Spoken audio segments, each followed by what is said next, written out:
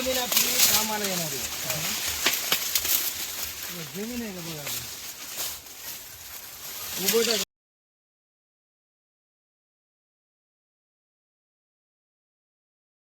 उभं मध्ये आपलं सर्वांचं प्रथमतः स्वागत आहे.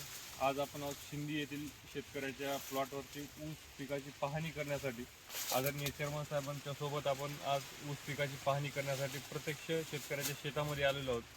तर शेतकऱ्यांनी हे जे व्यवस्थापन ऊसाचं केलेलं आहे याविषयी आपण शेतकऱ्याच्या तोंडून त्यांनी काय व्यवस्थापन केलं आणि कशा पद्धतीने त्यांच्या उत्पादनाचं टार्गेट आहे याविषयी आपण त्यांच्याशी आज चर्चा करणार आहोत. तर प्रथम आपण आपलं नाव सांगा. माझं नाव रामदास बालाजी शिंदे, राहणार शिंदे, तालुका अमरेली, जिल्हा नांदेड. ऊसाची लागवड कधी केलेली आहे आपली? 20 ऑक्टोबर. 20 ऑक्टोबरची लागवड आहे. आणि लागवड करते वेळेस आपण सरीतलं अंतर आणि 2 टिपऱ्यांमधलं अंतर किती ठेवलं होतं याविषयी थोडीशी माहिती सांगा. सरी 4 फुटाची सरी सोडून 6 फुटावर समजा अंतरावर 2 डोळ्याचं अंतर. जमिनीच्या पोतानुसार अत्यंत हलकी जमीन आहे, मुरमाड जमीन असल्यामुळे सरीमधील अंतर हे 4 फूट ठेवण्यात आलेलं आहे आणि 2 डोळ्याचं टिपरं करून 1 फुटावरती 1 डोळा, 1 फुटावरती 1 टिपरं या पद्धतीने ऊसाची लागवड केलेली आहे. त्याबद्दल तुम्ही खताचं नियोजन कसं केलं होतं? बेसल डोसला खतं वापरली होती का? बेसर डोसला एक 10-20, एक युरिया 10-20. बरं. खताचं व्यवस्थापन बेसल डोसला खत टाकून हा ऊस लावलेला आहे. तर बाकीच्या शेतकऱ्यांना तुम्ही काय सांगाल? तुमचा ऊस अत्यंत चांगल्या पद्धतीने या ठिकाणी वाढलेला आहे. तर तुम्ही केलेल्या मेहनतीबद्दल तुम्ही इतर शेतकऱ्यांना काय सांगू इच्छिता? केलं तर सगळ्याच असंच होईल समजा.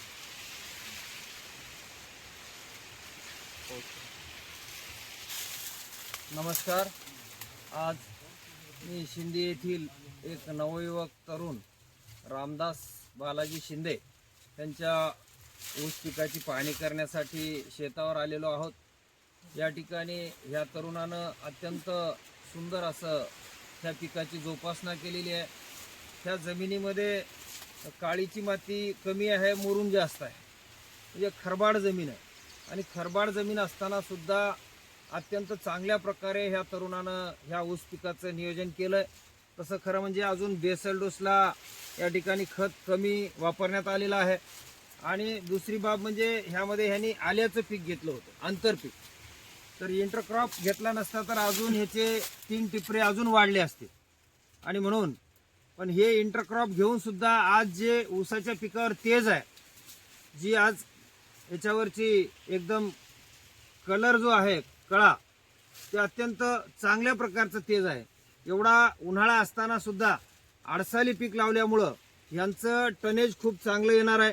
आणि ह्या तरुणानं अत्यंत मेहनतीनं कष्टानं हे ऊसाचं पीक घेतलेलं आहे. निश्चित ह्या आमच्या तरुणाचा आदर्श इतर तरुणांनी घेऊन जर आपण शेती केली तर शेतीमध्ये प्रचंड पैसा मिळू शकते, हे आमच्या ह्या तरुणानं दाखवून दिलेलं आहे.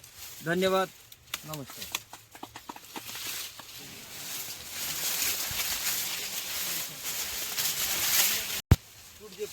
काहीच नाही. आणि तोडणारे लोक काय करणार? आवडीनं तुझा प्लॉट तोडणार, नारळावर लग्गा लावणार आमच्या कर्मचाऱ्याकडे, मला हे प्लॉट द्या. पैसे तर मागणारच नाहीत. जनान केलेलं जनान केलेलं जनाचं पलीकडं आहे.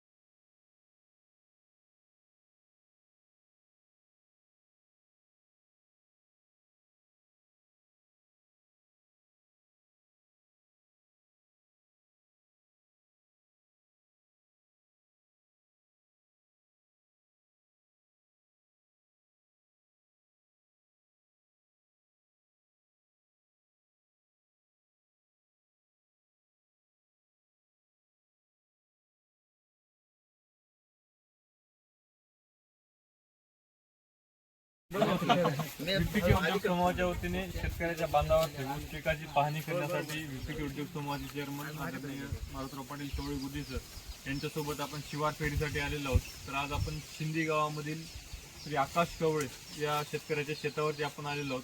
डिसेंबर महिन्यामध्ये लागवड केलेला हा प्लॉट अत्यंत चांगल्या पद्धतीने याची वाढ या ठिकाणी झालेली आहे. तर आपण शेतकऱ्यांकडून जाणून घेऊ की त्यांनी सुरुवातीपासून याच्यामध्ये काय मशागत केली, खताचं व्यवस्थापन कसं केलं आणि लागवड करते वेळेस अंतर काय ठेवला होता, टिपरातलं अंतर आणि 2 सरींमधलं अंतर काय आहे याबद्दलची माहिती आपल्याला आकाश कवळे हे थोडक्यामध्ये सांगतील.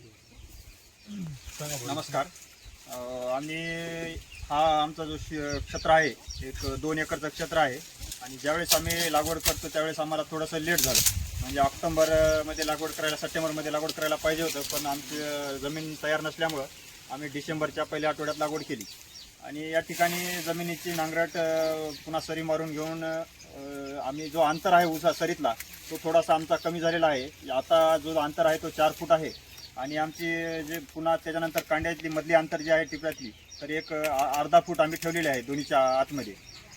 अशा प्रकारे खताचं नियोजन आम्ही 10-26 युरिया, पोटॅश एक 2-3 डोस द्यायचे झालेले आहेत आतापर्यंत. आणि पूर्ण प्लॉटला बेसळ डोस 10-26 युरिया. आणि अपेक्षित उत्पन्न किती होईल असं वाटते? अपेक्षित उत्पन्न साधारण 80 टन हो आमची अपेक्षा आहे. ठिबक सिंचनामधून फर्टिगेशन खतं दिली होती? हो दिले होते. 12-61 आम्ही एक बॅग 25 किलोची सोडलेली आहे आणि पुन्हा 19-19 किलोची पण एक बॅग सोडलेली आहे. पुण्याला गेला होता का तू ट्रेनिंग? नाही, 2 वेळेस पैसे भरलो, तिकडेच गेले पैसे. आणि ह्या 2 तरुणांनी मिळून या ठिकाणी ऊस शेती अत्यंत चांगल्या प्रकारे केली. या ठिकाणी कुक्कुटपालनाचा सुद्धा व्यवसाय हे तरुण करतात. त्यांनी कुठल्या नोकरीच्या मागे न लागता स्वतःच्या शेतीमधून अत्यंत चांगल्या प्रकारचं उत्पन्न काढून सन्मानाचं जीवन ही मंडळी जगत आहेत आणि यांचा आदर्श इतर तरुणांनी घेतला पाहिजे. शेतीमध्ये उत्पन्न नाही किंवा निराश होऊन आपण इतरत्र कुणाच्या मागे लागून नोकरी मागण्यापेक्षा या आपल्या शेतीची जर आपण सेवा केली तर खूप मोठं उत्पन्न काढून आपल्याला सन्मानाचं जीवन जगता येईल. आणि ह्याचं उदाहरण म्हणजे आमचे आकाश प्रभाकरराव कवळे आणि विकास प्रभाकरराव कवळे या 2 बंधूंनी, जसं राम लक्ष्मणाची जोडी तसं त्या 2 बंधूंनी अत्यंत शेतीमध्ये चांगलं काम करून आमच्या प्रभाकररावला एक उल्हास वाटेल असं काम केलेलं आहे. आणि निश्चित ह्या कार्याबद्दल आम्ही VPK समूहाच्या वतीनं ह्यांचं अभिनंदन करतो आणि ह्यांना खूप खूप पुढील कार्यासाठी शुभेच्छा देतो. तरुणांनी थोडक्यामध्ये मार्गदर्शन केलं तर पुढील शेतकऱ्यांना ते करण्यासाठी सोपं जाईल. नमस्कार, मी आकाश कवळे. या पोल्ट्री व्यवसायामध्ये आम्ही जवळपास 6-7 वर्ष झालं आहोत, पण गेले 2 वर्ष झालं आम्ही कंटिन्यूमध्ये हा व्यवसाय चालू आहे. आणि मागील काळामध्ये थोडीशी आम्हाला लॉकडाऊनमध्ये मार्केटची अडचण झाली, पण 1-2 वर्षामध्ये अत्यंत व्यवस्थित हा आमचा व्यवसाय चालू आहे. आणि मी ज्यावेळेस वडिलांनी अगोदर चालू केला होता, पण काही कारणास्तव तो व्यवसाय थांबला गेला आणि पुन्हा आम्ही एक 200 पक्ष्यापासून हा व्यवसाय सुरू केला. आणि आज जवळजवळ आमच्याकडे 1,500 पक्षी बॅचला आणि वर्षाकाठी 6 बॅच आम्ही कंटिन्यूमध्ये काढत आहोत. आणि अगोदर थोडंसं मार्केटचा प्रॉब्लेम होता, त्याच्यानंतर आपल्याला चिक्स आणायला प्रॉब्लेम होते, त्याच्यानंतर रोगराई जास्त होती. आता सगळा इलाज झालेला आहे आणि शेतकरी बंधूंनी, आमच्या तरुण मित्रांनी हा कुठेही बाहेर न जाता आपल्या शेतामध्ये स्वतःच्या पायावर उभा टाकण्यासाठी हा व्यवसाय केला तर एकदम चांगला होईल आणि आपण आपल्या घरचा गाडा व्यवस्थितरित्या या पोल्ट्री फार्मवर ओढू शकतो, एवढं मी नक्की सांगू शकतो. थोडीशी माहिती सांगेल. हा पक्षी आहे SR कंपनीचा बॉयलर.